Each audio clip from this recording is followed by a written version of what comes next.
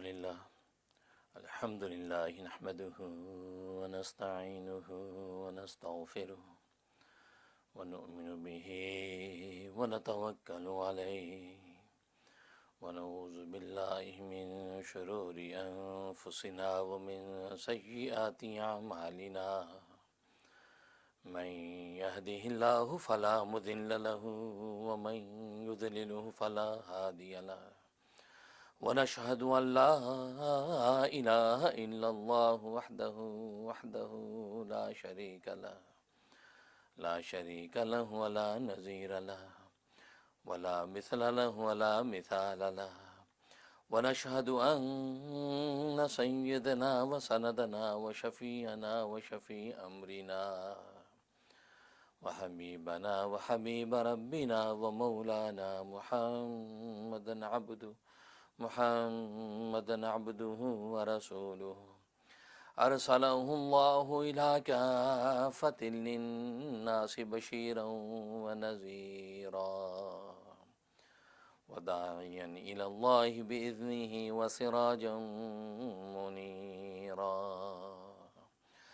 أما بعد فأعوذ بالله من الشيطان الرجيم بسم الله الرحمن الرحيم يا أيها الذين آمنوا كتب عليكم الصيام كما كتب على الذين من قبلكم لعلكم تتقون. بزرگان محترم، برادران عزیز اور میری اسلامی بہنیں، اللہ تبارک و تعالی نے جو عبادات اپنے بندوں پر لازم کی ہیں وہ دو طرح کی ہیں، ایک بدنی عبادات اور دوسرے مالی عبادات. گویا کہ نماز یہ بدنی عبادت ہے، روزہ بدنی عبادت ہے، زکوٰۃ مالی عبادت ہے، اور حج بدنی اور مالی دونوں کا مجموعہ ہے. اور عجیب بات یہ ہے کہ جو بھی عبادات اللہ نے بندوں پر لازم کی ہیں ان سے مقصود ایک قسم کا امتحان اور ٹرائل ہے. گویا کہ اللہ اپنے بندوں کا امتحان لیتے ہیں. یہی وجہ ہے کہ بندوں کو کسی ایک عبادت پر قائم نہیں رہنے دیتے. کبھی نماز کا حکم دیتے ہیں اور پھر نماز سے روک دیتے ہیں، کبھی روزے کا حکم دیتے ہیں پھر روزے سے روک دیتے ہیں، زکوٰۃ کا حکم دیتے ہیں، حج کا حکم دیتے ہیں. تو گویا کہ کسی ایک عبادت پر قائم رہنے نہیں دیتے، اور پھر عبادات کے اوقات متعین کر دیے، ان کے احکام اور احوال متعین کر دیے ہیں. جب ان اوقات کے اندر وہ ادا کر دی جاتی ہے تو گویا کہ اللہ تبارک و تعالیٰ کے وہ قابل قبول ہے. لیکن اگر وہ وقت نکل گیا اب وہ عبادت آپ بروئے کار نہیں لا سکتے. تو یہاں تک کہ خود اپنی ایک عبادت کے اندر بھی اللہ تبارک و تعالیٰ کسی ایک کیفیت پر نہیں رہنے دیتے. چنانچہ آپ نماز جب پڑھتے ہیں، قیام میں کھڑے ہیں، قیام میں لطف آ رہا ہے، رکوع کرنے کو جی نہیں چاہتا، قیام میں بھی کھڑے رہیں، لیکن اللہ تبارک و تعالیٰ کا گویا کہ خطاب متوجہ ہوتا ہے کہ اب آپ رکوع میں چلے جائیں. رکوع میں انسان کو لطف آتا ہے تو حکم ہو جاتا ہے نہیں اب سجدے میں چلے جائیں. سجدے سے سر اٹھاتا ہے تو قعدے میں بیٹھ جاتا ہے، پھر قیام میں چلا جاتا ہے. تو گویا کہ نماز کے اندر بھی کسی ایک رکن پر قائم نہیں رہنے دیتے. سجدے میں انسان کا دل لگ رہا ہے، انسان کو خشوع و خضوع محسوس ہو رہا ہے اور جی چاہتا ہے کہ سجدے میں پڑا رہوں. فرمایا کہ نہیں، بس اب سر اٹھائیں سجدے سے اور قیام میں کھڑے ہو جائیں، یا قادم میں بیٹھ کر سلام پھیر کر نماز کو ختم کر دیں. تو گویا کہ انسان کے اپنے نفس کی لذت اور حصول لطف یہ عبادت نہیں ہے. عبادت اللہ تبارک و تعالیٰ کے حکم کی ادائیگی کا نام ہے، دین کے جو ہے کہ احکام کو پورا کرنے کا نام ہے. روزہ ہے، روزہ رکھنے کو حکم دے دیتے ہیں کہ صبح صادق سے غروب شمس تک آپ نے روزہ رکھنا ہے، کھانا نہیں ہے، پینا نہیں ہے، خواہشات سے دور رہنا ہے. لیکن جیسے افطار کا وقت آتا ہے تو گویا کہ شریعت کو حکم متوجہ ہو جاتا ہے کہ اب جلدی سے افطار کر لو.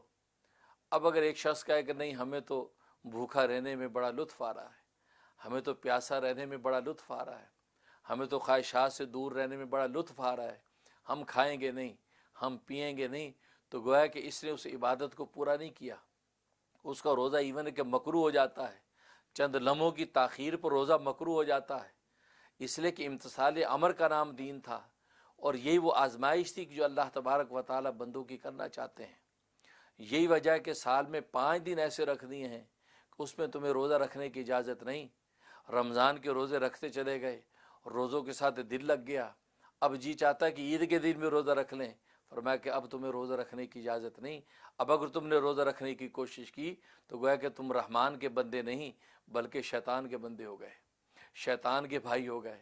گویا کہ تم نے اپنے نفس کو شریعت سمجھ لیا، اپنی طبیعت کو شریعت سمجھ لیا، حالانکہ تم شریعت کے تابع تھے، تم طبیعت کے تابع نہیں تھے۔ اسی طرح سے زکوٰۃ ہے، صدقات ہے۔ یہی وجہ کہ امت کے اندر صدیق اکبر رضی اللہ تعالیٰ عنہ کے علاوہ دنیا کے اندر کسی شخص کو اس بات کی اجازت نہیں ہے کہ اپنا سارا کا سارا مال اللہ کے راستے میں صدقہ کرے۔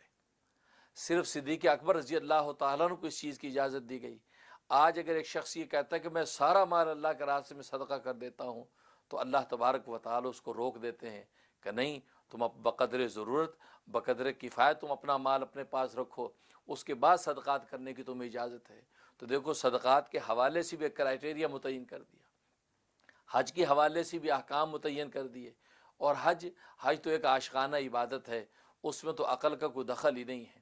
انسان مرضی کا پہن نہیں سکتا، مرضی کا کھا نہیں سکتا، مرضی سے سو نہیں سکتا، مرضی سے اٹھ نہیں سکتا۔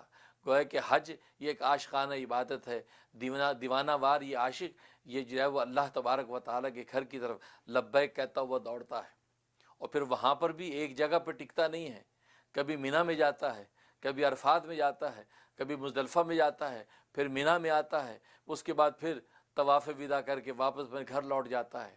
تو گویا کہ پورے سفر عشق میں بھی کوئی ایک منزل نہیں ہے کہ وہاں پر یہ عاشق بیٹھ جائے، بلکہ وہاں پر بھی وہ پورا کا پورا سفر ہی میں رہتا ہے، یہاں تک کہ واپس اپنے وطن میں آ جاتا ہے۔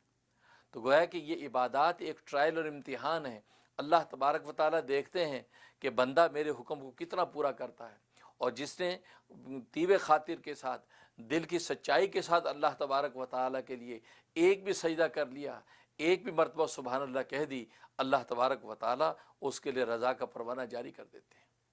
تو اس لیے ناظرین، یہ رمضان کا مہینہ اور جو آیت کریمہ میں نے تلاوت کی ہے اس میں اللہ تبارک و تعالیٰ نے عجیب و غریب عنوان اختیار فرمایا، یا ایھا الذین آمنو، اے ایمان والو، کتب علیکم الصیام، تم پر روزے فرض کر دیے گئے ہیں، کما کتب علی الذین من قبلکم، جیسے کہ تم سے پہلی قوموں پر فرض کیے گئے تھے۔ کیوں؟ لعلکم تتقون، تاکہ تم تقوی والے بن جاؤ۔ تقوی کسے کہتے ہیں؟ گناہ سے بچنا۔ گناہ سے بچنے کو تقوی کہتے ہیں۔ یا تو اللہ کے خوف سے گناہوں سے بچے، یا اللہ کے شوق سے گناہوں سے بچے۔ شوق محبت میں اتنا سرشار ہے اپنے مالک، اپنے محبوب پر، کہ وہ یہ سوچتا ہے کہ اگر آج میں گناہ کروں گا تو کل روز قیامت میں اللہ تبارک و تعالیٰ کے سامنے کیا جواب دوں گا۔ اس لیے شوق محبت میں گناہ سے بچتا ہے، یا خوف سے بچتا ہے کہ اگر آج میں نے یہ گناہ کر لیا تو کل روز قیامت میں اللہ تبارک و تعالیٰ جب میری پکڑ کریں گے تو پھر مجھے چھڑانے والا کوئی نہیں ہوگا۔ تو اس خوف سے گناہ سے بچتا ہے۔ تو گویا کہ یہ تقوی حاصل کرنا ہی اس سے مطلوب ہے۔ تو اس لیے قرآن کریم میں اللہ تبارک و تعالیٰ نے فرمایا کہ تم پر روزے ایسی فرض کیے گئے جیسے پہلی قوموں پر۔ مقصود کیا تھا؟ یہ تسلی دینا تھا کہ یہ صرف کوئی نئی بات نہیں کہ تم پہ روزے فرض کر دیے گئے ہیں، تمہیں کھانے سے ہم نے روک دیا، تمہیں ہمیں پینے سے روک دیا، تمہیں ہم نے جو خواہشات سے روک دیا، بلکہ پہلی قوموں پر بھی یہ روزے فرض کیے گئے تھے اور انہوں نے پورا کیا، وہ بھی تمہارے جیسے انسان تھے۔ لہٰذا آج روزے کو تم مشقت نہ سمجھو بلکہ یہ اللہ کی اطاعت سمجھو، اور اللہ تبارک و تعالیٰ اپنے عاشقوں کا امتحان لے رہے ہیں۔ اس لیے کہ طبیعت کی خواہشات کو قربان کرنا یہ بندے کے بس میں نہیں ہوتا۔ لہذا کھانا انسان کی فطرت ہے، پینا انسان کی فطرت ہے، خواہش نفسانی انسان کی فطرت ہے۔ فطری خواہشات سے اللہ تبارک و تعالی اس کو روک دیتے ہیں، تو گویا کہ امتحان لیتے ہیں کہ اس کا دل کھانے میں لگا ہوا ہے یا ہم سے لگا ہوا ہے، اس کا دل پانی سے لگا ہوا ہے یا ہم سے لگا ہوا ہے، اس کا دل خواہشات سے لگا یا ہم سے لگا ہے۔ جب ان خواہشات کو اللہ تبارک و تعالیٰ کے رضا کے لیے قربان کر دیتا ہے تو اس کا مطلب یہ کہ اس کا دل اللہ سے لگا ہوا ہے۔ اس پر اللہ تبارک و تعالیٰ اس کو اعلان کر دیتے ہیں کہ الصوم لی وانا اجزی بہ، کہ روزہ میرے لیے ہے اور اس کا بدلہ براہ راست میں خود دوں گا، درمیان میں فرشتوں کا واسطہ نہیں ہوگا۔ اور میرے لیے اس لیے فرمایا کہ دنیا میں واحد روزے کی عبادت ایسی ہے کہ یہ عبادت سوائے اللہ کے کسی اور کے لیے کی نہیں جا سکتی۔ یہ وجہ کہ روزے میں ریاکاری کی کوئی گنجائش نہیں۔ اگر کوئی ریاکاری کی روزہ رکھنا چاہے تو نہیں رکھ سکتا۔ اس لیے کہ ریاکاری تو اس عبادت میں ہوتی ہے کہ جس کا وجود ہو. نماز میں ریاکاری ہوگی, زکوٰۃ میں ریاکاری ہو سکتی ہے, حج میں ہو سکتی ہے, اور روزے میں ریاکاری ہو ہی نہیں سکتی, کیونکہ آدمی یعنی معدوم عبادت کا روزہ ہے. نتھنگ کا نام روزہ ہے, نہ کھانے کا نام روزہ, نہ پینے کا نام روزہ, نہ خواہشات پوری کرنے کا نام روزہ ہے. تو جو چیز کا کوئی وجود ہی نہیں ہے اس میں ریاکاری انسان کیسے کرے گا؟ لہٰذا اس لیے اللہ فرماتے ہیں کہ اگر کوئی روزہ رکھے گا تو خالص میری رضا کے لیے رکھے گا, اور جب میری رضا کے لیے رکھے گا تو پھر بدلہ بھی براہ راست میں ہی خود اس کو دوں گا. اور ایک روایت میں فرمایا وہاں اجزا بھی کہ روزہ میرے لیے ہے اور اس کا بدلہ کیا ہے, میں خود اس کو مل جاؤں گا, میری ذات اس کو عطا کر دی جائے گی. اور ذات اس لیے اللہ تبارک و تعالیٰ دیتے ہیں اس لیے کہ روزے دار دراصل اللہ کے اخلاق اپنے اندر پیدا کرتا ہے. اور حدیث میں آتا ہے کہ تخلق بھی اخلاق اللہ کے اخلاق اپنے اندر پیدا کرو. نہ کھانا اللہ کا خلق ہے, نہ پینا اللہ کا خلق ہے, خواہشات سے دور رہنا اللہ کا خلق ہے. گویا کہ بیوی بچے کے اللہ محتاج نہیں ہے, تو گویا کہ یہ سارے کے سارے خلق بندہ یہ اپنے اندر پیدا کر لیتا ہے. یہ بھی کھاتا نہیں ہے, یہ بھی پیتا نہیں ہے, یہ بھی بیوی کا محتاج نہیں ہے, ان چیزوں سے مستغنی ہو جاتا ہے. تو اللہ کی ذات کا وصف جب اپنے اندر پیدا کر لیتا ہے تو اس لیے اللہ فرماتے ہیں کہ جب اس نے میری ذات کا وصف اپنے اندر پیدا کیا, میرا خلق اس نے اختیار کیا, تو اس کو انعام میں بھی میں اپنی ذات ہی دے دوں گا. اور ناظرین, جس کو بادشاہوں کا بادشاہ مل گیا اس کو ساری بادشاہی مل گئی. اور حقیقت ہے, حدیث میں آتا ہے کہ اللہ تبارک و تعالی ارشاد فرماتے ہیں کہ لا یسونی عزی ولا فی السماء, میری ذات اتنی بڑی ہے, میری کبریائی اتنی بڑی ہے کہ ولا کی, لیکن وہ آسمان و زمین کی وسعتوں میں سما نہیں سکتی. آسمان و زمین کی وسعت اس کے نہ کافی. یسونی فی قلبی عبد المومن تقی, اور جب میں سمانے لگتا ہوں تو ایک مومن متقی کے دل میں سما جاتا ہوں. تو ناظرین, روزہ اتنی عظیم عبادت ہے. اور حدیث میں آتا ہے کہ سرکار دو عالم صلی اللہ علیہ وسلم فرماتے ہیں کہ میری امت کے جو روزہ دار ہیں ان کو ایسے 5 انعامات خصوصی طور پہ اللہ تبارک و تعالیٰ کی طرف سے جاری ہوتے ہیں جو پہلی قوموں میں کسی کو نہیں دیے گئے. پہلا انعام یہ کہ روزہ دار کی منہ کی بو وہ اللہ تبارک و تعالیٰ کو مشک سے زیادہ محبوب ہے, مشک سے زیادہ محبوب اور عزیز ہے. اس لیے کہ خلوِ معدہ کی وجہ سے انسان کے منہ میں بو آتی ہے. اور اس میں ایک مسئلہ یاد رکھیں, اس سے دانتوں کے اندر غذا کے ذرات کی بو مراد نہیں ہے کہ بعض لوگ یہ سمجھے کہ ہم برش نہیں کرتے, ہم مسواک نہیں کرتے تاکہ منہ کی بو قائم رہے.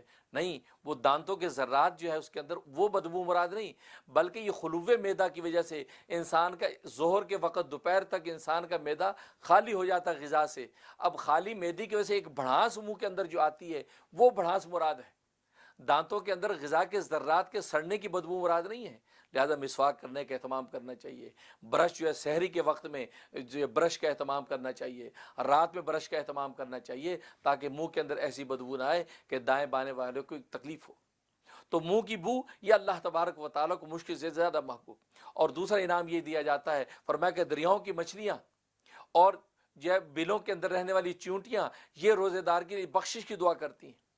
اور تیسرا انعام یہ دیا جاتا ہے کہ جنتوں کو سجایا جاتا ہے, جنتوں کو آراستہ کیا جاتا ہے, اور اعلان کر دیا جاتا ہے جنت تو منتظر رہے, ان قریب یہ روزے دار اپنی دنیا کی مشقتیں ہٹا کے یہ تیرے اندر داخل ہوں گے. اور ایک انعام یہ دیا جاتا ہے کہ دنیا کے اندر شیاطین کو رمضان میں بند کر دیا جاتا ہے. مردود شیاطین, سرکش جو شیاطین ہیں وہ رمضان کے اندر قید کر دیے جاتے ہیں تاکہ جا کے اہل ایمان کو وساوس ڈال کے ان کو روزے کے ثمرات حاصل کرنے میں مانے نہ ہوں اور رکاوٹ نہ بنے. اور 5واں انعام یہ دیا جاتا ہے, فرمایا کہ آخری رات میں اللہ تبارک و تعالیٰ تمام روزے داروں کی بخشش کر دیتے ہیں. اس پر صحابہ اکرام رضوان اللہ علیہم اجمعین نے پوچھا, یا رسول اللہ یہ آخری رات یہ لیلۃ القدر ہے؟ فرمایا کہ نہیں, بلکہ مزدور جب اپنی مزدوری کے پوری کر کے فارغ ہو جاتا ہے تو اس کو اس کی اجرت دے دی جاتی ہے. لہذا رمضان میں جب انہوں نے اللہ کے حکم کو پورا کر دیا تو اب اللہ تبارک و تعالیٰ ان کو انعام دے دیتے ہیں. لیلۃ القدر کا اجر تو الگ ہے. اس لیے ناظرین, حقیقت یہ کہ یہ روزے کی عبادت اور رمضان کی یہ لمحات اتنے قیمتی ہیں کہ اللہ تبارک و تعالیٰ خود اپنا آپ ہمیں دینے کو تیار ہے. لیکن شرط یہ ہے کہ ہم بھی خلوص سے دل سے کھانے سے ہٹیں, پینے سے ہٹیں, خواہشات سے دور رہیں اور اپنے قلب اور زبان کو اللہ تبارک و تعالیٰ کی یاد کے ساتھ وابستہ رکھیں. اللہ سے دعا ہے کہ اللہ تبارک و تعالیٰ عمل کرنے کی توفیق عطا فرمائے اور رمضان کے پورے ثمرات اور برکات ہمیں عطا فرمائے. تو ناظرین, انشاءاللہ ابھی ہم وقفہ لیں گے, وقفے کے بعد حاضر ہوں گے. آپ ہمارے ساتھ رہیے گا. اسلام میں مسجد کی حیثیت ایک عبادت گاہ ہونے کے ساتھ ساتھ ایک کمیونٹی سینٹر کی بھی ہے. National Islamic Academy of North America کی کمیونٹی کا تاج خوبصورت اخون مسجد ہے، جو مقامی آبادی کے لیے عبادت گاہ ہونے کے ساتھ ساتھ قرآن و سنت کی تعلیمات کی ترویج کا مرکز بھی ہوگی۔ مسجد میں قرأت تجوید کی کلاسز کا خصوصی اہتمام ہوگا۔ اس کے علاوہ مسجد میں نکاح، جنازہ، عقیقہ اور دیگر تقریبات کے انعقاد کے لیے مکمل سہولیات موجود ہوں گی۔ یہ مسجد مقامی کمیونٹی میں ایک ایسا مرکز ہوگی جہاں دوست مل کر ایک دوسرے کے دکھ سکھ میں شریک ہوں اور خدا کی رضا حاصل کرنے کے لیے عبادت کے ساتھ ساتھ فلاح کے کاموں میں بھی حصہ لے سکیں۔ حدیث نبوی صلی اللہ علیہ وآلہ وسلم ہے، جس نے اللہ کی خوشنودی کے لیے مسجد بنائی، اللہ اس کے لیے اس جیسا گھر جنت میں بنائے گا۔ آئیے اور اس کار خیر میں بڑھ چڑھ کر حصہ ڈالیے۔ ڈونیشنز کے لیے کال کیجیے 855-886-6387 ایکسٹینشن 12 یا وزٹ کیجیے ہماری website www.nationalislamicacademy.com۔ National Islamic Academy, a project by doctor مفتی منیر احمد اخون۔ رسول کریم صلی اللہ علیہ وآلہ وسلم نے مذہب میں علم حاصل کرنے کی اہمیت اس قدر بیان کی ہے کہ اسے مومن کی کھوئی ہوئی میراث کہا گیا ہے۔ حدیث نبوی صلی اللہ علیہ وآلہ وسلم ہے کہ عابد پر عالم کو فضیلت ایسے ہی ہے جیسے 14ویں کے چاند کو تمام ستاروں پر۔ اسلام میں علم کی اسی اہمیت اور فضیلت کو مشعل راہ بنا کر نیشنل اسلامک اکیڈمی میں اسلامک ریسرچ کالج کی تعمیر کی جائے گی، جہاں اسلامی تعلیم کے ساتھ ساتھ جدید علوم کے مواقع فراہم کیے جائیں گے۔ Islamic research college of liberal arts آج کے دور میں مسلم نوجوانوں کے لیے ریسرچ، مباحثے اور مطالعے کی تمام تر سہولیات فراہم کرے گا تاکہ نوجوانوں میں منطقی انداز میں سوچنے کی اہلیت پیدا ہو۔ یہاں اسلامیات، اسلام اور science, bio chemistry, communication, computers, medical technology, accounting, nursing, social work وغیرہ جیسے مضامین کی تعلیم ملک کے مایہ ناز اور قابل اساتذہ کے ذریعے دلائی جائے گی۔ اس کے علاوہ مستحق طلباء کے لیے خصوصی وظائف بھی فراہم کیے جائیں گے۔ یہ ادارہ اس ملک میں علم کی ترقی اور فروغ کی ایک عمدہ مثال قائم کرے گا اور آنے والی نسلیں اپنی مسلم اقدار پر فخر کریں گی۔ اس عظیم مقصد کو پائے تکمیل تک پہنچانے کے لیے آپ کی ڈونیشن کی ضرورت ہے۔ ڈونیشنز کے لیے کال کیجیے 855-886-6387 ایکسٹینشن 12 یا وزٹ کیجیے ہماری website www.nationalislamicacademy.com۔ National Islamic Academy, a project by doctor مفتی منیر احمد اخون۔ نبی کریم صلی اللہ علیہ وآلہ وسلم نے فرمایا، عورتوں کے ساتھ اچھا سلوک کیا کرو۔ اسلام میں عورت کے ساتھ حسن سلوک پر بے حد زور دیا گیا ہے، مگر بدقسمتی سے امریکہ میں مقیم مسلم کمیونٹی میں خواتین کے حوالے سے گھریلو تشدد کے واقعات میں بے حد اضافہ ہو رہا ہے۔ اس کے علاوہ دیگر وجوہات کی بنیاد پر بے گھر ہونے والی خواتین کے لیے جائے پناہ کا کوئی مناسب انتظام نہیں، جہاں وہ اپنی مذہبی اقدار کے مطابق باعزت طریقے سے زندگی گزار سکیں۔ National Islamic Academy of North America میں خواتین کے لیے ایک محفوظ اور با پردہ وومنز شیلٹر کا قیام زیر غور ہے، جہاں نہ صرف بے گھر خواتین کو رہائش فراہم کی جائے گی بلکہ National Islamic Academy of North America کی کمیونٹی میں ان کے لیے روزگار کی فراہمی کو بھی یقینی بنایا جائے گا تاکہ وہ اپنے پیروں پر کھڑے ہو کر معاشرے میں اپنے حقوق کے لیے آواز اٹھا سکیں۔ National Islamic Academy of North America میں وومنز شیلٹر کے قیام کے لیے آپ کی امداد بے حد ضروری ہے تاکہ اس نیک مقصد کو پائے تکمیل تک پہنچایا جا سکے۔ ڈونیشنز کے لیے کال کیجیے 855-886-6387 ایکسٹینشن 12 یا وزٹ کیجیے ہماری website www.nationalislamicacademy.com۔ National Islamic Academy, a project by doctor مفتی منیر احمد اخون۔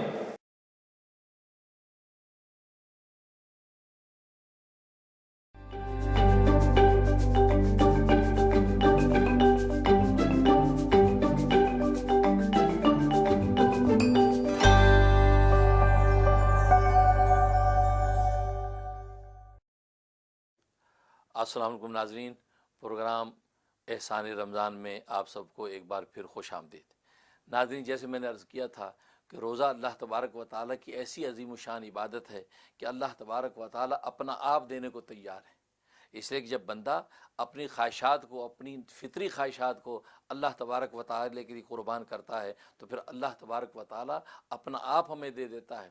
اور یہ بات آپ جانتے ہیں کہ بادشاہوں کا بادشاہ جس کو مل گیا اس کو ساری بادشاہی مل گئی۔ اور حقیقت ہے اولیاء کاملین نے اپنے وقت میں اپنی خواہشات کو اللہ پر قربان کیا، اپنے جذبات کو قربان کیا، اور دنیا کی بادشاہتوں کو جب قربان کیا تو اللہ تبارک و تعالیٰ نے ان کو ایسی بے نظیر بادشاہتیں دی ہیں، ایسی بے نظیر جو ہے ان کو جو ہے مقامات و سلطنت عطا کیں کہ وہ دنیا کی یہ سلطنتیں ان کے سامنے ہیج نظر آتی ہیں۔ راج ناظرین، ابراہیم ادم رحمۃ اللہ علیہ کا نام آپ نے سنا ہوگا۔ یہ بلخ کے بادشاہ تھے، بڑی اونچی بادشاہی ان کو حاصل تھی، لیکن اللہ تبارک و تعالی نے اپنی ولایت و معرفت جب ان کو عطا کر دی تو بس پھر ساری کی ساری بادشاہی نہ صرف انسانوں کے سروں پہ بلکہ دنیا کی مخلوقات، دریاؤں کی مچھلیاں تک اس کی غلام بنتی نظر آتی ہیں۔ اور جب وہ بادشاہ وقت ہیں تو لکھا ہے کہ ایک مرتبہ تہجد کے وقت نماز پڑھ رہے ہیں تو انہوں نے روشنی محسوس کی، پلٹ کے دیکھا تو ایک شخص ہے اور رجسٹر کے اندر کچھ لکھ رہا ہے۔ آپ نے پوچھا تم کون ہو؟ کہا کہ میں اللہ کا فرشتہ ہوں۔ کہا کہ کیا لکھتے ہو؟ کہا کہ میں ان لوگوں کے نام لکھ رہا ہوں کہ جن سے اللہ محبت کرتے ہیں، جو اللہ سے محبت کرتے ہیں، ان لوگوں کا نام لکھا ہوں جو اللہ سے محبت کرتے ہیں۔ تو انہوں نے کہا کہ میں بھی اللہ سے محبت کرتا ہوں، کیا میرا نام اس فہرست میں ہے؟ کہا کہ نہیں، تمہارا نام اس فہرست میں نہیں ہے۔ کہا کہ میرا نام بھی لکھ لو، اس لیے کہ میں بھی اللہ سے محبت کرتا ہوں۔ اس نے کہا نہیں، اللہ کی اجازت کے بغیر نہیں لکھ سکتے۔ فرشتہ غائب ہو گیا۔ دوسرے دن پھر تہجد کی نماز میں اٹھے، پھر روشنی دیکھا کہ فرشتہ کھڑا ہے، پھر کچھ لکھ رہا ہے۔ کہا کہ کیا لکھتے ہو؟ کہا کہ میں آج ان لوگوں کا نام لکھ رہا ہوں کہ جن سے اللہ محبت کرتے ہیں۔ اب یہ دل کی مایوسی کے ساتھ انہوں نے پوچھا اور دل میں سوچا کہ جب اللہ سے محبت کرنے والوں میں میرا نام نہیں ہے تو میرا یہ مقام کہاں ہو سکتا ہے کہ اللہ مجھ سے محبت کرے؟ تو کہا کہ اس فہرست میں میرا نام ہے۔ تو فرشتے نے عجیب بات کہی، کہا کہ پہلا نام ہی تمہارا ہے، پہلا نام ہی ابراہیم ادم کا ہے کہ جس سے اللہ تبارک و تعالی محبت کرتے ہیں، اللہ اس بندے کو اپنا محبوب بنا لیتے ہیں۔ اور ناظرین، جس سے اللہ تبارک و تعالی محبت کرنے لگے تو پھر اس کی کوئی نظیر نہیں۔ جو حدیث میں نے عرض کی تھی کہ منہ کی بو مشک سے زیادہ محبوب، یہ ایسے نہیں ہو سکتی۔ آپ جانتے ہیں کہ منہ کی بو کسی کی اچھی نہیں لگتی، کیسا بھی آپ کا اچھا دوست ہو، آپ کو اس کی منہ کی بو اچھی نہیں لگے گی۔ آپ کے کوئی ایسا رشتہ نہیں ہے کہ منہ کی بو آپ کو پسند آتی ہو۔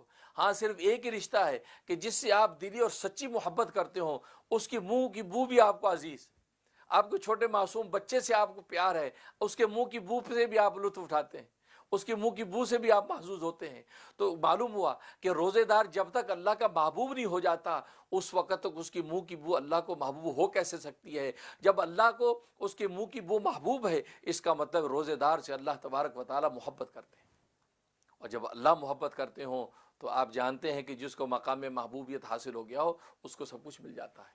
تو ابراہیم ادم کو یہ بشارت دی گئی کہ اللہ تبارک و تعالی آپ سے محبت کرتے ہیں، آپ ان لوگوں میں پہلے نمبر پر ہیں جن سے اللہ محبت کرتے ہیں۔ تو یہ ابراہیم ادم کے بارے میں لکھا ہے، ایک مرتبہ چلے جا رہے تھے تو راستے میں ایک نوجوان کو دیکھا جو شراب میں دھتا گرا ہوا تھا اور منہ سے جو ہے اس کی رال ٹپک رہی ہے، کپڑے گندے ہیں۔ اب یہ کھڑے ہو کے سوچنے لگے کہ اس کے جو ہمجولی تھے وہ بھی نشے میں ادھر دھت پڑے ہوں گے اور یہ بھی یہاں پہ دھت پڑا ہے، اس کو اٹھانے والا کوئی نہیں۔ لہٰذا آپ نے اس کو اٹھایا اور حمام میں لے گئے اور حمام میں اس کو غسل دیا، نہلایا، اس کے چھینٹے مارے تو اس کو ہوش آ گیا۔ اب حضرت نے فرمایا کہ میاں اپنی نوجوانی پر رحم کر اور اپنے پیدا کرنے والے کو پہچان۔ یہ کہا اور وہ نوجوان چلا گیا۔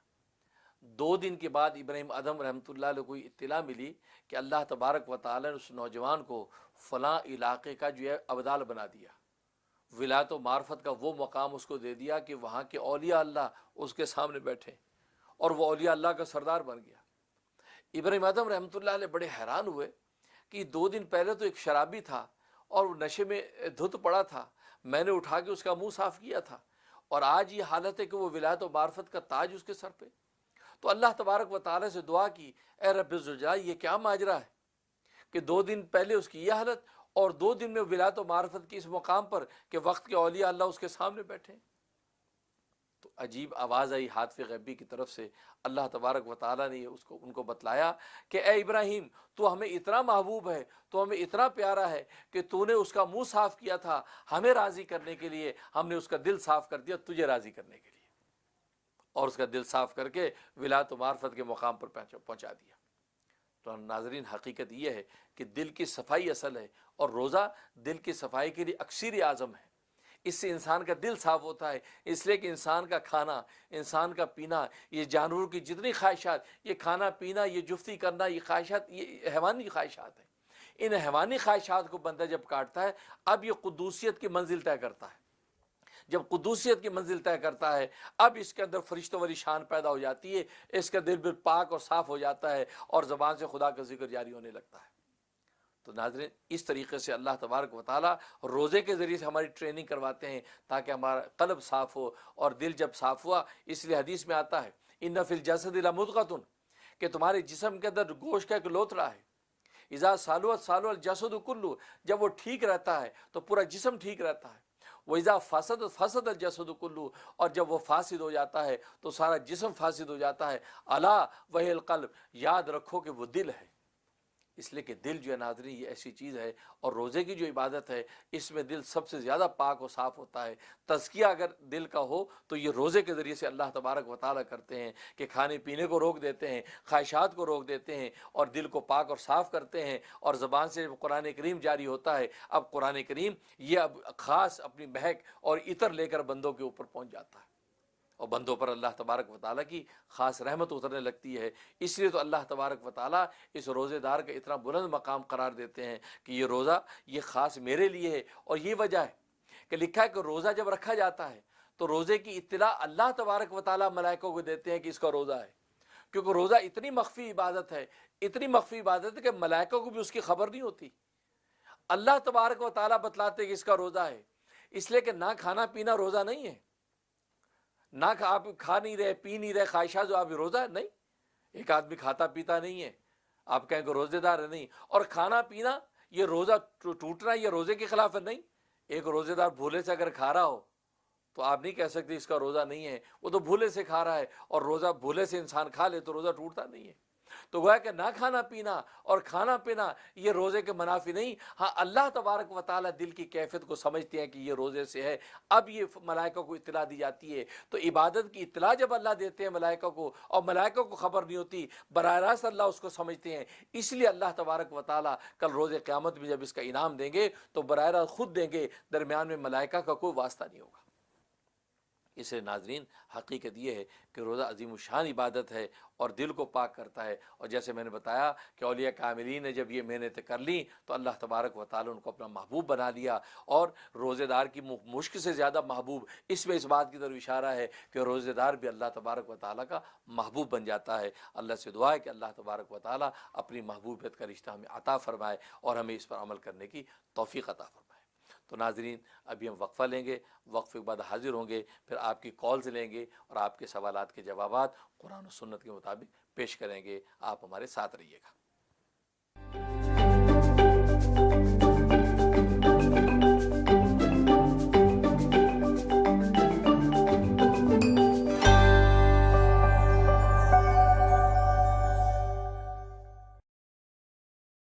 نبی کریم صلی اللہ علیہ وآلہ وسلم نے فرمایا, عورتوں کے ساتھ اچھا سلوک کیا کرو. اسلام میں عورت کے ساتھ حسن سلوک پر بے حد زور دیا گیا ہے, مگر بدقسمتی سے امریکہ میں مقیم مسلم کمیونٹی میں خواتین کے حوالے سے گھریلو تشدد کے واقعات میں بے حد اضافہ ہو رہا ہے. اس کے علاوہ دیگر وجوہات کی بنیاد پر بے گھر ہونے والی خواتین کے لیے جائے پناہ کا کوئی مناسب انتظام نہیں, جہاں وہ اپنی مذہبی اقدار کے مطابق باعزت طریقے سے زندگی گزار سکیں. National Islamic Academy of North America میں خواتین کے لیے ایک محفوظ اور با پردہ وومنز شیلٹر کا قیام زیر غور ہے, جہاں نہ صرف بے گھر خواتین کو رہائش فراہم کی جائے گی بلکہ National Islamic Academy of North America کی کمیونٹی میں ان کے لیے روزگار کی فراہمی کو بھی یقینی بنایا جائے گا تاکہ وہ اپنے پیروں پر کھڑے ہو کر معاشرے میں اپنے حقوق کے لیے آواز اٹھا سکیں.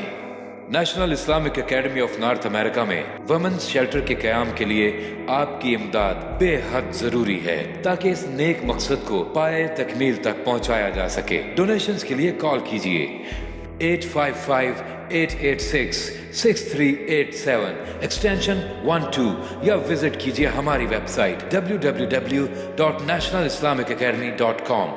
National Islamic Academy, a project by doctor مفتی منیر احمد اخون۔ رسول کریم صلی اللہ علیہ وآلہ وسلم نے مذہب میں علم حاصل کرنے کی اہمیت اس قدر بیان کی ہے کہ اسے مومن کی کھوئی ہوئی میراث کہا گیا ہے۔ حدیث نبوی صلی اللہ علیہ وآلہ وسلم ہے کہ عابد پر عالم کو فضیلت ایسے ہی ہے جیسے 14ویں کے چاند کو تمام ستاروں پر۔ اسلام میں علم کی اسی اہمیت اور فضیلت کو مشعل راہ بنا کر نیشنل اسلامک اکیڈمی میں اسلامک ریسرچ کالج کی تعمیر کی جائے گی، جہاں اسلامی تعلیم کے ساتھ ساتھ جدید علوم کے مواقع فراہم کیے جائیں گے۔ Islamic research college of liberal arts آج کے دور میں مسلم نوجوانوں کے لیے ریسرچ، مباحثے اور مطالعے کی تمام تر سہولیات فراہم کرے گا تاکہ نوجوانوں میں منطقی انداز میں سوچنے کی اہلیت پیدا ہو۔ یہاں اسلامیات، اسلام اور science, bio chemistry, communication, computers, medical technology, accounting, nursing, social work وغیرہ جیسے مضامین کی تعلیم ملک کے مایہ ناز اور قابل اساتذہ کے ذریعے دلائی جائے گی۔ اس کے علاوہ مستحق طلباء کے لیے خصوصی وظائف بھی فراہم کیے جائیں گے۔ یہ ادارہ اس ملک میں علم کی ترقی اور فروغ کی ایک عمدہ مثال قائم کرے گا اور آنے والی نسلیں اپنی مسلم اقدار پر فخر کریں گی۔ اس عظیم مقصد کو پائے تکمیل تک پہنچانے کے لیے آپ کی ڈونیشن کی ضرورت ہے۔ ڈونیشنز کے لیے کال کیجیے 855-886-6387 ایکسٹینشن 12 یا وزٹ کیجیے ہماری website www.nationalislamicacademy.com۔ National Islamic Academy, a project by doctor مفتی منیر احمد اخون۔ اسلام میں مسجد کی حیثیت ایک عبادت گاہ ہونے کے ساتھ ساتھ ایک کمیونٹی سینٹر کی بھی ہے۔ National Islamic Academy of North America کی کمیونٹی کا تاج خوبصورت اخون مسجد ہے، جو مقامی آبادی کے لیے عبادت گاہ ہونے کے ساتھ ساتھ قرآن و سنت کی تعلیمات کی ترویج کا مرکز بھی ہوگی۔ مسجد میں قرأت تجوید کی کلاسز کا خصوصی اہتمام ہوگا۔ اس کے علاوہ مسجد میں نکاح، جنازہ، عقیقہ اور دیگر تقریبات کے انعقاد کے لیے مکمل سہولیات موجود ہوں گی۔ یہ مسجد مقامی کمیونٹی میں ایک ایسا مرکز ہوگی جہاں دوست مل کر ایک دوسرے کے دکھ سکھ میں شریک ہوں اور خدا کی رضا حاصل کرنے کے لیے عبادت کے ساتھ ساتھ فلاح کے کاموں میں بھی حصہ لے سکیں۔ حدیث نبوی صلی اللہ علیہ وآلہ وسلم ہے، جس نے اللہ کی خوشنودی کے لیے مسجد بنائی، اللہ اس کے لیے اس جیسا گھر جنت میں بنائے گا۔ آئیے اور اس کار خیر میں بڑھ چڑھ کر حصہ ڈالیے۔ ڈونیشنز کے لیے کال کیجیے 855-886-6387 ایکسٹینشن 12 یا وزٹ کیجیے ہماری website www.nationalislamicacademy.com۔ National Islamic Academy, a project by doctor مفتی منیر احمد اخون۔ السلام علیکم ناظرین، پروگرام احسان رمضان میں آپ سب کو ایک بار پھر خوش آمدید۔ ناظرین، کالز کا سلسلہ شروع کرتے ہیں، دیکھتے ہیں کہ پہلے خوش نصیب کون ہے۔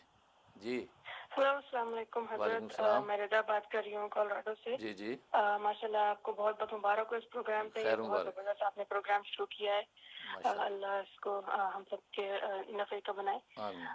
حضرت ایک چھوٹا سا سوال پوچھنا تھا جی جی، کہ بہت سے لوگ جو ہیں یہ عمرے پہ جاتے ہیں رمضان کے دوران، لیکن ظاہر ہے اس کا سفر کافی لمبا ہوتا ہے، تو اس لحاظ سے روزہ رکھنا ذرا مشکل ہو جاتا ہے، تو روزہ جو ہے سفر میں پھر چھوٹ جاتا ہے، تو اس میں پھر کیا چیز مطلب بہتر ہوگی کہ مطلب عمرے پہ جائیں تو روزے کا بھی اہتمام رکھیں گے؟ یہ صحیح ہے کہ اگر اس میں چھوٹ ہے سفر میں روزہ ضروری نہیں تو اس میں اپنی ایزینس بندہ دیکھے، تو اس میں کیا چیز جو زیادہ افضل ہوگی؟ تو اس لحاظ سے آپ ذرا گائڈ کریے گا، جزاک اللہ۔ السلام علیکم۔ السلام۔ ماشاء اللہ، بہت اچھا بر وقت سوال کیا اور واقعی اس کی ضرورت پیش آتی ہے۔ حدیث میں آتا ہے کہ سفر میں روزہ رکھنا کوئی نیکی کی بات نہیں ہے۔ چنانچہ ایک موقع پہ ایک صحابی نے روزہ رکھ لیا تھا اور شدت پیاس کی وجہ سے، بھوک کی وجہ سے بے ہوش ہو کر گر گئے۔ لوگوں نے سمجھا کہ مرگی کا دورہ پڑ گیا، کوئی اس کو چمڑا سنگھا رہا ہے، کوئی جوتا سنگھا رہا ہے، تو پتہ چلا کہ وہ روزے کی حالت میں ہے۔ کسی نے پانی پلانے کی کوشش کی تو کہا کہ نہیں میرا روزہ ہے۔ اس پر نبی کریم صلی اللہ علیہ وسلم کو اطلاع ملی تو آپ نے فرمایا کہ سفر کی حالت میں روزہ رکھنا کوئی نیکی کی بات نہیں ہے. تو معلوم ہے کہ سفر کے اندر آپ کو رخصت ہے, شریعت نے اجازت دی ہے, آپ روزہ نہ رکھیں, اپنی سہولت اور راحت کو دیکھیں. پھر بعد میں جو اپنے وطن میں جب واپس آ گئے یا موقع ہوا اب روزے کی قضا کر لیں, لیکن اس سفر کی حالت میں روزہ رکھنا زیادہ بہتر ہے. باقی بعض لوگ یہ کہتے نہیں جی کوئی مسئلہ نہیں ہے, مشقت ہم برداشت کر لیں گے. ہاں اگر کوئی روزہ رکھ لے گا تو اس کو اس کا اجر ملے گا, کیونکہ وہ عزیمت کا راستہ ہے, کیونکہ ایک رخصت ہے ایک عزیمت ہے. عزیمت اور مشقت کا راستہ ایک روزہ رکھے, اور رخصت یہ ہے, اور رخصت سنت ہے, کیونکہ نبی کریم صلی اللہ علیہ وسلم رخصت کا راستہ اختیار فرماتے تھے. عائشہ صدیقہ رضی اللہ تعالیٰ عنہ فرماتی ہیں کہ نبی کریم صلی اللہ علیہ وسلم کو اللہ جب دو چیزوں میں اختیار دیتے تھے, ایک مشکل اور ایک آسان میں, تو نبی پاک صلی اللہ علیہ وسلم آسانی والا راستہ اختیار کرتے تھے. تو جب روزے میں آپ کو رخصت دی گئی ہے تو بہتر ہے کہ آپ جو روزہ نہ رکھیں اور سفر سے واپس آئیں پھر اس کی قضا کر لیں. جی نیکسٹ. ہیلو السلام علیکم. وعلیکم السلام. حضرت میں فہد بات کر رہا ہوں نیو یارک سے. جی جی ماشاءاللہ یہ بہت ہی زبردست آپ نے پروگرام سٹارٹ کیا ہے. سب سے پہلے تو میں آپ کو اس کی مبارکباد دینا چاہوں خیر گا, مبارک, خیر آپ مبارک. کو ماشاءاللہ یہ آپ کے چینل کو رحم ٹی وی کو کہ ہماری ضرورت کے لیے آپ نے بہت زبردست یہ پروگرام سٹارٹ کیا. ہمیں الحمدللہ. رمضان میں خاص کر اس قسم کی رہنمائی مل جاتی ہے. جی جی آج کے لیے مجھے سوال یہ تھا کہ ماشاءاللہ جیسے آپ نے بڑا اچھا بیان فرمایا ریاکاری وغیرہ کے حوالے سے, خوب بہت ہی ہمارے لیے مفید باتیں کہیں. سوال یہ تھا کہ غیر رمضان میں اگر کوئی منڈے کا یا تھرسڈے کا روزہ رکھتا ہے, سنت روزہ ایام بیس کا رکھنا چاہتا ہے وغیرہ, تو اس میں اگر کوئی کھانا آفر کرے اور آپ یہ کہیں کہ نہیں میرا روزہ ہے, تو یہ کبھی کبھی خیال آتا ہے کہ یہ ریاکاری تو نہیں ہے, ریاکاری کے زمرے میں تو نہیں آ گیا کہ لوگ کہیں گے کہ آپ نے یہ تو ماشاءاللہ منڈے کا تھرسڈے کا روزہ رکھتا ہے یا میں بیس کا روزہ وغیرہ رکھتا ہے. جی تو اس موقع پہ ہم کس طرح سے اس کو ہینڈل کریں اس سچویشن کو؟ جزاک اللہ, اس میں آپ رہنمائی فرما دیں. جی بہت شکریہ, ماشاءاللہ بہت اچھا سوال کیا آپ نے. اصل میں یہ بنیادی بات یاد رکھیں, اپنے آپ کو روزے دار کہہ دینا یہ ریاکاری میں شامل نہیں ہے. کہ ایک شخص کہتا ہے میں روزے دار ہوں, یہ ریاکاری نہیں ہے. ریاکاری کا تعلق انٹینشن کے ساتھ ہے, نیت کے ساتھ ہے. آپ کس نیت سے یہ بات کہہ رہے ہیں. یہی وجہ کہ بخاری کی حدیث ہے کہ فرمایا کہ اگر کوئی روزے دار سے جھگڑا کرنے کی کوشش کرے تو تم کہہ دیا کرو انا صائم, مطلب میں تم سے یار جھگڑا نہیں کرتا کیونکہ میں روزے دار ہوں. اب یہ ریاکاری نہیں, انٹینشن اگر آپ کی یہ ہے کہ لوگوں کے اندر میں یہ مشہور کروں میں روزے دار ہوں, میں روزے دار ہوں, تو انٹینشن پر فیصلہ ہے. یہاں پر آپ یہ اگر منڈے یا تھرسڈے کا روزہ رکھا ہوا ہے اور سچویشن ایسی پیش آ گئی کہ کھانا پڑ رہا ہے, تو آپ کہہ سکتے نہیں یار میرا روزہ ہے میں نہیں کھا سکتا. تو یہ آپ کا گویا کہ حقیقت کا اظہار ہے, یہ ریاکاری میں شامل نہیں ہے. اور جیسے میں نے عرض کیا کہ روزے دار تو ریاکاری کر ہی نہیں سکتا, کیونکہ ایسے تو بے روزہ بھی کہہ سکتا میں روزے دار ہوں, بعض روزے دار بھی کہہ سکتا ہے میرا روزہ نہیں ہے. آپ کے پاس کوئی ایسی دلیل نہیں کہ آپ ثابت کریں کہ نہیں یار تمہارا روزہ ہے. تو بہرحال تو اس اظہار کا تعلق جو ہے ریاکاری سے نہیں ہے, انٹینشن کے ساتھ اس کا تعلق ہے. اس لیے جمعرات و پیر کا اگر روزہ رکھا ہوا ہے تو آپ اظہار کر سکتے ہیں یار میرا روزہ ہے. باقی وہ الگ بات ہے کہ بس اوقات ایک آپ مہمان بن کے کسی کے یہاں گئے ہیں اور انہوں نے کھانا لگا دیا, اب اس کی دلجوئی کا معاملہ ہے, اگر وہاں اس کی مسلمان کی دلجوئی کا معاملہ ہے تو پھر آپ روزہ توڑ دیں, کیونکہ نفلی روزہ بعد میں قضا کر سکتے ہیں. آپ اس کا اظہار بھی نہ کریں اور اس کے کھانے میں شامل ہو جائیں. یا آپ کے پاس کوئی مہمان آ گیا, اب آپ نے اس کے سامنے کھانا لگا دیا اور خود کہہ دے یار میرا روزہ ہے آپ کھائیے, تو یہ بڑا امبیرنسنگ لگتا ہے اور بندہ یہ کہے کہ یار میں کھاؤں اور سا لگتا ہے. نہیں, آپ بھی شامل ہو جائیے صرف مہمان کے اعزاز میں, تو اللہ تعالیٰ روزے کا اجر کا ثواب بھی دے دیں گے, اجر و ثواب بھی مل جائے گا, اور پھر روزہ بعد میں آپ کو ادا کرنے کا بھی آپشن ہے. تو اس لیے اظہار کر دینا یہ ریاکاری نہیں ہے, انٹینشن کے ساتھ اس کا تعلق ہے. جی نیکسٹ. جی السلام علیکم حضرت جی. وعلیکم السلام. میں دامن بول رہا ہوں. جی جی سب سے انڈیانا سے. جی سب ماشاء سے اللہ. پہلے میں آپ کو مبارک دینے تھا کہ جی خیر اللہ مبارک.